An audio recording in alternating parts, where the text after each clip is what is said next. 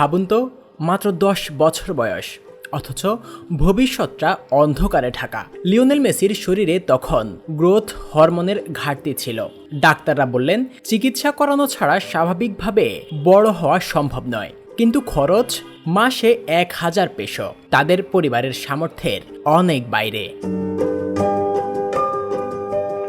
News old boys প্রতিশ্রুতি দিয়েছিল সাহায্যের, কিন্তু তারা পিছিয়ে যায়। রিভার প্লেট তাকে চাইছিল, কিন্তু সেই ব্যয় বহন করতে পারেনি। যেন স্বপ্ন ভেঙে যাচ্ছে, এক কিশোরের চোখের আলো নিভে যাচ্ছে ধীরে ধীরে। কিন্তু ভাগ্য কখনো কখনো ছোট্ট অলৌকিকতায় লুকিয়ে থাকে।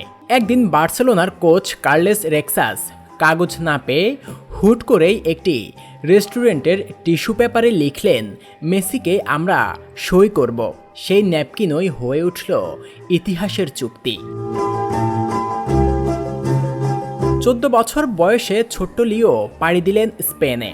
লা মাসিয়ার প্রশিক্ষণ তাকে বদলে দিল।